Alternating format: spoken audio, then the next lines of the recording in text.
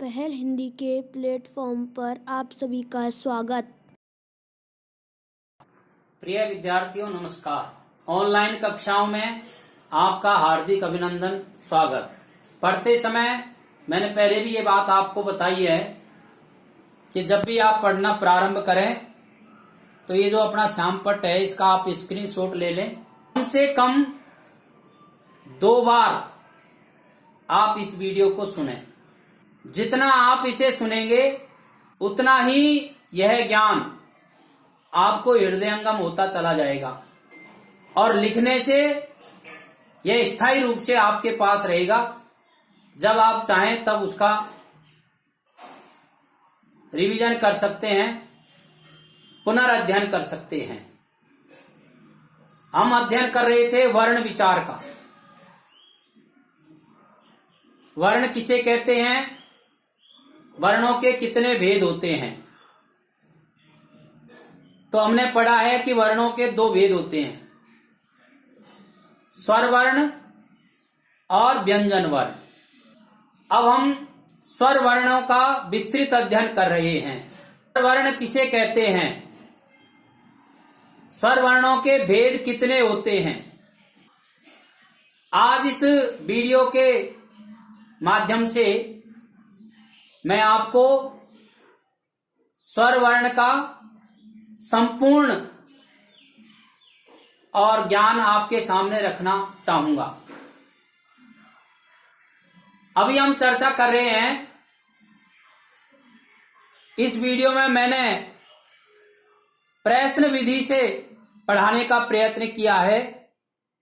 यहां हमसे प्रश्न पूछा जा रहा है, संयुक्त संधि स्वर किसे कहते हैं।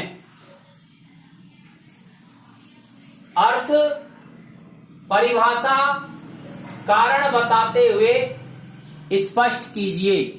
बहुत सरलता से और ये बात अपन को समझाई जा रही है। दीर्घ स्वरों को ही संयुक्त संधि स्वरों के नाम से जाना जाता है। पिछले वीडियो में आपने पढ़ा है दीर्घ स्वर। दीर्घ स्वर का ही अध्ययन चल रहा है। वहां हमने पढ़ा था दीर्घ स्वरों को किन किन नामों से जाना जाता है। तो यहां उसी बात को समझाया जा रहा है पुनः। दीर्घ स्वरों को ही संयुक्त संधि स्वरों के नाम से जाना जाता है। पृथक से प्रकरण बनाया है, लेकिन पृथक से है नहीं। ये आपको पढ़ाने की दृष्टि से और समझने की दृष्टि से ये इस तरह से पढ़ाया जा रहा है। अब इसमें इनको संयुक्त या संधि स्वर क्यों कहते हैं, यह भी स्पष्ट किया है। संयुक्त संधि शब्द का अर्थ होता है मेल, मिलाना, जोड़ना। अर्थात जिन स्वरों का निर्माण 2 या अधिक स्वरों के मेल से होता है उन्हें संयुक्त संधि स्वर कहते हैं। दीर्घ स्वर कैसे स्वर हैं, जो 2 या अधिक स्वरों के मेल से बनते हैं, इसीलिए इनका नाम संयुक्त या संधि स्वर है। अब यहां हमें यह समझाने का प्रयत्न किया जा रहा है, इन स्वरों के मिलाने से कौन से स्वर बनते हैं। दीर्घ स्वरों की संख्या कितनी है, तो उस समय हमारे ध्यान में आया था कि दीर्घ स्वरों की संख्या 7 है। यहां भी है आ, ई, उ, री, ए, आई, ओ, औ। ये दीर्घ स्वर हैं। संख्या 7 है। इस प्रकरण में एक और चमत्कार अपन को दिखाई दे रहा है। मैंने प्रयत्न किया है आपको समझाने का। संधि स्वर क्यों कहते हैं, उस बात को बहुत सरलता से स्पष्ट किया है। यहां संधि किस तरह से होती है वो समझाया गया है। यद्यपि संधि प्रकरण अलग से भी पढ़ेंगे, हम विस्तार से पढ़ेंगे, लेकिन यहां यह कॉन्सेप्ट हमारा स्पष्ट हो जाएगा कि जो स्वर संधि है वो स्वर संधि एक तरह से दीर्घ स्वरों का ही रूप है। दीर्घ स्वर पढ़ते हैं तो उसके साथ में संधि का भी अध्ययन हो जाता है। यहां 3 संधियां ऐसी हैं जो दीर्घ स्वरों में समाहित हो गई, फिर 2 संधियां शेष रहती हैं। मैंने बात का ध्यान रखते हुए संधियों का एक सामान्य परिचय स्वरों के साथ ही हमको हो जाएगा, उस दृष्टि से 5 संधियों का उल्लेख कर दिया है। दीर्घ स्वर या संयुक्त स्वर या संधि स्वर। तो दीर्घ स्वर कैसे बनते हैं समझाया है। ए प्लस ए बराबर आ दीर्घ स्वर है। ई प्लस ई बराबर ई, ये भी दीर्घ स्वर है। उ प्लस उ बराबर उ, री प्लस री बराबर री, ये दीर्घ स्वर है। यद्यपि ये बात मैं उस समय भी आपको स्पष्ट कर चुका हूं कि री जो वर्ण है, री जो स्वर है, इसका प्रयोग संस्कृत शब्दों में होता है। हिंदी वर्णमाला में हम इसको इसलिए पढ़ते हैं क्योंकि हिंदी में हम तत्सम शब्द पढ़ते हैं। तत्सम शब्द क्या होते हैं विस्तार से अध्ययन आगे करेंगे हम, पर अब चूंकि प्रसंग आया है तो मैं आपको बता देता हूं। वे संस्कृत के शुद्ध शब्द जो ज्यों के त्यों और हिंदी भाषा में स्वीकार कर लिए जाते हैं तत्सम शब्द कहलाते हैं। ऋण, मातृ, पितृ, ये संस्कृत के शब्द हैं, हिंदी में ज्यों के त्यों स्वीकार कर लिए गए हैं। इन शब्दों को हिंदी भाषा में लिखने के लिए हमें री वर्ण का उपयोग करना होता है। इसलिए री को भी हम हिंदी वर्णमाला के स्वरों में पढ़ते हैं। ऐसे ही दूसरा जो संधि रूप है वो गुण संधि है। ए प्लस ई बराबर ए, दीर्घ स्वर है ये। ए प्लस उ बराबर ओ, दीर्घ स्वर है। संधियों में गुण संधि के नाम से पढ़ेंगे, संधि हुई है यहां ए और ई की, ए बनता है। ऐसे तीसरी जो संधि स्वर हैं उनको वृद्धि के नाम से पढ़ते हैं। ए प्लस ए बराबर आई, ए प्लस ओ बराबर औ, ये भी दीर्घ स्वर हैं। आगे के जो 2 संधियां हैं ये देखिए आप, ई उ री ली, इनके सामने जब कोई असमान स्वर आ जाता है,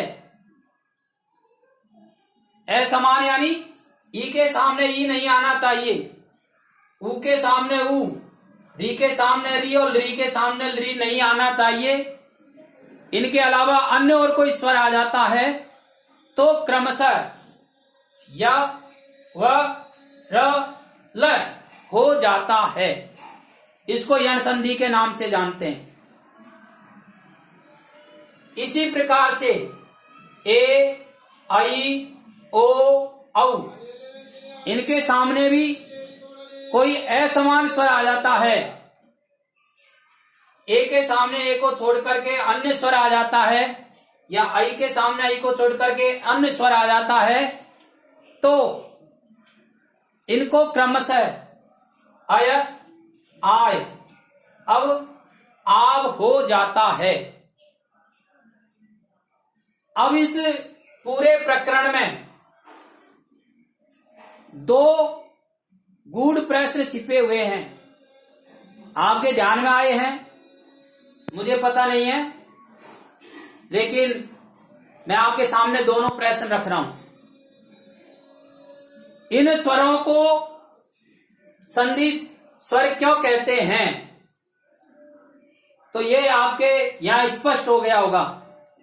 यदि हम इनको केवल संयुक्त स्वर कह करके पढ़ लेते तो हमारे संधि वाला कॉन्सेप्ट क्लियर नहीं होता।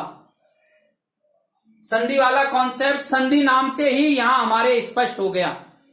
विद्यार्थी को जब कहा जाता है संधि पढ़ाई जाएगी तो वह उसको बहुत बड़ा विषय उसके सामने हो जाता है, पर यहां आप देख रहे होंगे कि संधियां तो हम दीर्घ स्वर के साथ ही पढ़ चुके हैं। स्वर संधि तो स्वर संधि क्या है, दीर्घ स्वरों का ही भेद है स्वर संधि, ऐसे समझ सकते हैं।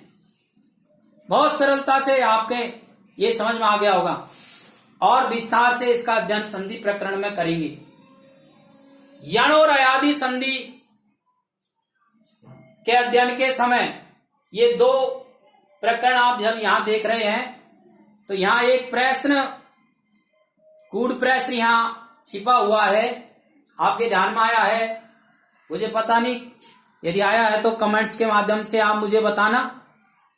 और मैं तो ये बात भी आपको पुनः एक बार निवेदन करूंगा कि पढ़ते समय कोई आपका सुझाव रहता है तो आप अवश्य लिख के भेजें, और कोई बात आपको अच्छी लगती है तो उसको भी लिखें। सब्सक्राइब करने के साथ ही कमेंट्स भी आप आवश्यक रूप से करें। प्रश्न क्या है, जाति के आधार पर स्वर वर्णों के कितने भेद हैं।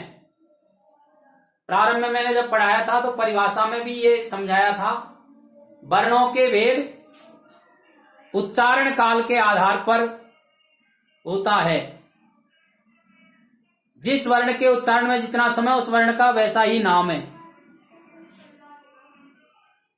यहां जाति के आधार पर वर्ण कितने प्रकार के, ये प्रश्न कई बार पूछ लिया जाता है। हम विद्यार्थियों के उस समय ये ध्यान में नहीं आता है। मैं आपको स्पष्ट कर रहा हूं, जाति के आधार पर वर्णों के दो भेद हैं, समझ लेना आप। पहला भेद है सवर्ण स्वर और दूसरा भेद है असवर्ण स्वर। स्ववर्ण स्वर यानी जिनके उच्चारण स्थान और प्रयत्न समान हैं वे सवर्ण स्वर हैं, और जिनके उच्चारण स्थान और प्रयत्न अलग हैं वे असवर्ण हैं। आप यहां देखिए, अ और आ तीनों सवर्ण हैं क्योंकि उनके उच्चारण स्थान प्रयत्न समान है। ई उ उ री री री ये सवर्ण है। अब आप देखिए, ए के आगे ई आ गया तो ए के आगे ई असवर्ण है, समान उच्चारण स्थान वाला नहीं है। वही बात यहां स्पष्ट हुई है, ई उ री री के सामने कोई असवर्ण या असमान स्वर आ जाता है तो क्रमशः य व र ल हो जाता है। ए ऐ ओ औ के सामने कोई असमान स्वर आ जाता है तो क्रमशः अय आय अब आव हो जाता है। ये दीर्घ स्वर का भेद अपना पूरा हुआ। स्वरों का तीसरा भेद है प्लुत स्वर। प्लुत स्वर किसे कहते हैं, परिभाषा में स्पष्ट किया गया है। प्लुत का अर्थ होता है उछलता हुआ। उछलता हुआ अर्थात जिन स्वरों के उच्चारण में ह्रस्व स्वर से 3 गुना समय लगता है उसे प्लुत स्वर कहते हैं। इसकी पहचान ह्रस्व या दीर्घ स्वरों के आगे 3 का अंक लिख देने से होती है। जैसे ओम, ओम रटो, ओ को 3 मात्राओं तक बोला गया है। ए इन तीनों के उच्चारण में जितना समय लग रहा है उतना उच्चारण अकेले ओम को बोलने में करना है। ओम, ओम रटो। कृष्णा कृष्णा यहां आओ, ऐसे स्पष्ट करने के लिए यहां 3 लिखा गया है। इनका प्रयोग बहुधा दूर से पुकारने के लिए, रोने में, चिल्लाने में या गाने में होता है। संस्कृत के श्लोकों में भी और इसका उच्चारण, इनका प्रयोग होता है। इस प्रकार से ये अपना स्वर प्रकरण पूरा होता है। ह्रीस्व स्वर जिनके उच्चारण में 1 मात्रा के बराबर का समय लगता है, ह्रीस्व स्वर कहलाते हैं।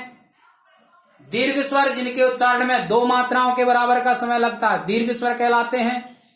और प्लुत स्वर जिनके उच्चारण में 3 मात्राओं के बराबर का समय लगता है, वो प्लुत स्वर कहलाते हैं। स्वरों की संख्या कुल मिलाकर के 11 होती है। अब आगे के प्रकरण में हम व्यंजन वर्ण के बारे में अध्ययन करेंगे। धन्यवाद।